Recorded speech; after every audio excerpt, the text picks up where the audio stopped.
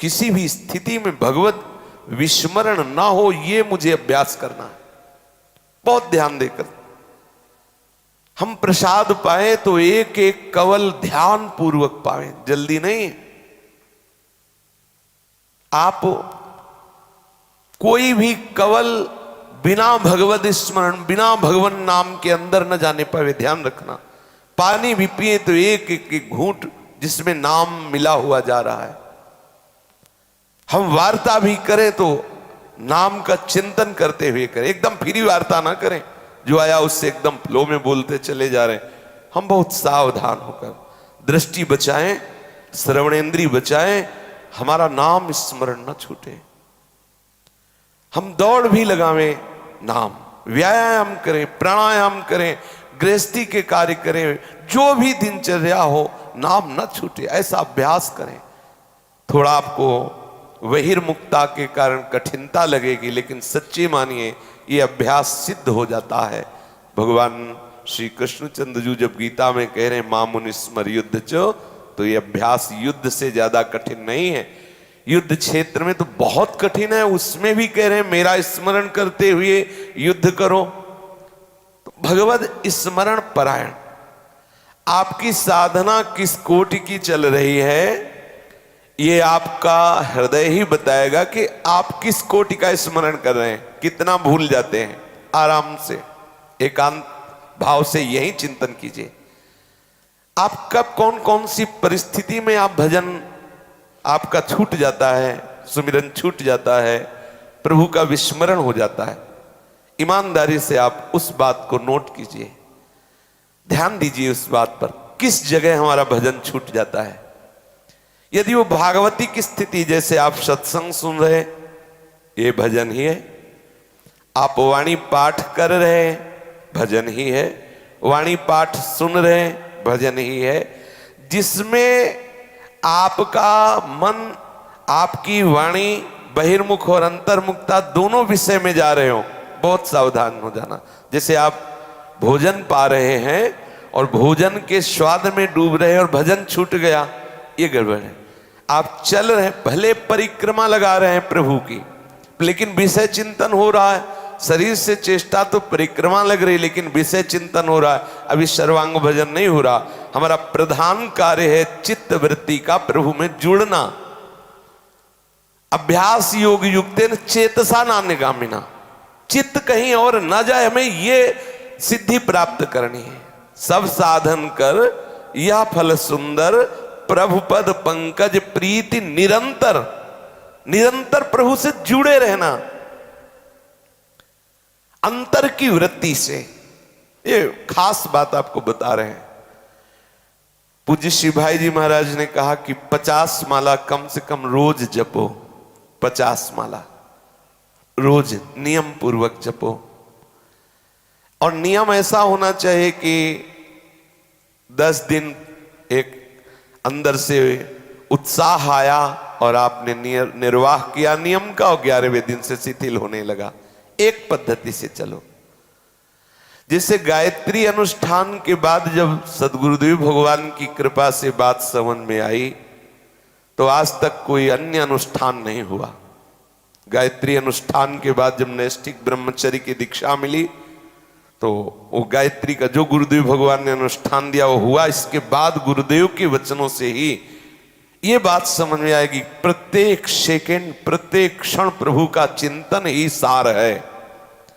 गुरु प्रताप से, रसिकों की कृपा से आज तक उसी बात की पूर्ति के लिए प्रयासरत है।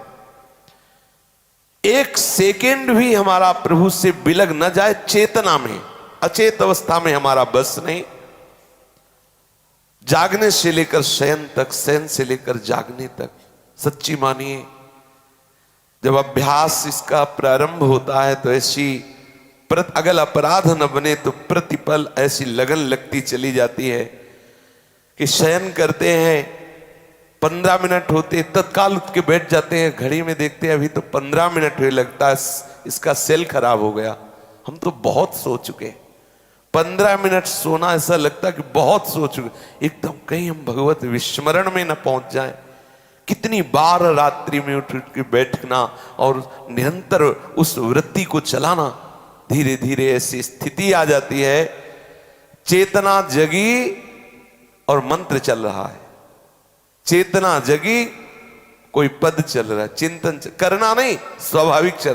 पूछो उस उपासक के हृदय में कैसा आनंद, जब वो चेतना में आते ही देख रहा है कि मंत्र चल रहा है, कोई उपासना संबंधी गाढ़ चिंतन चल रहा है, रोम रोम पुलकित हो जाता है। आहा, कैसी भी भीड़, कैसी भी परिस्थिति और अंतर्मुखता में जांच हो रही है, प्रभु का चिंतन चल रहा है, प्रभु का सुमिरन चल रहा है, हृदय नाच उठता है, बाजी मार ले गए, बाजी मार ले गए, हृदय में उत्साह होता है, लगता है जीत गए, जीत गए, प्रभु ने मुझे जिता दिया।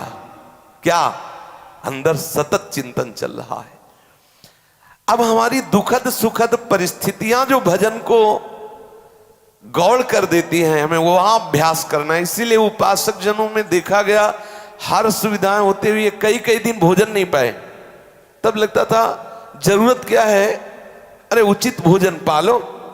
तो सूक्ष्मता से जांच हुई, तब पता चला वो उपासक जानबूझकर दुख मोल ले रहे हैं। 3 दिन तक भोजन, 4 दिन तक भोजन नहीं कर रहे और उस कष्ट स्थिति में भजन का अभ्यास कर रहे हैं कि अगर ऐसी दुख की स्थिति आवे तो, मान लो ऐसा भयानक दुख आवे तो। हमने देखा निम्बुआ घाट है गंगा किनारे, वहां एक साधक, बहुत अच्छे साधक, बड़ी श्रद्धा उन पर, बड़े अच्छे साधक, ब्रह्म ज्ञान के साधक थे, बहुत अच्छे साधक, ऐसे ही चट में सोते, बस इतना ही कपड़ा, पूरी त्वचा उनकी जैसे भैंसे की त्वचा हो जाए, बस इतना कपड़ा, इतनी सरल मूर्ति, पवित्रता की मूर्ति, तप की मूर्ति। उनसे पूछे कि आप इसमें चटाई क्यों नहीं बिछा लेते?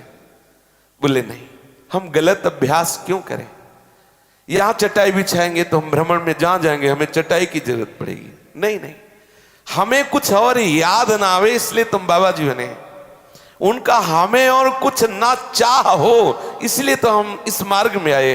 नहीं नहीं, और कुछ वृत्ति उठे ही ना। उनको स्वाभाविक जो भोजन प्रसाद, हम कई महीने वहां रहे, देखा उनकी रहनी, स्वाभाविक उनको बुलाया जाता, स्वाभाविक जो भी डाल दिया, एक बार भी वो मांगते नहीं थे, एक बार भी देखते नहीं थे क्या बना, जो डाल दिया गया ऐसे अभ्यास ऐसे पाए, एकांत कहीं रेत में या चट में, ऐसे गरम चट में ऐसे लेटे हैं या बैठे शांत एकदम। क्यों? अगर ऐसी दुखद परिस्थितियों में भगवत विस्मरण नहीं हुआ तो बाजी मार ले गए। हम अभ्यास दृढ़ करें, बड़ी से बड़ी दुख परिस्थिति में भी।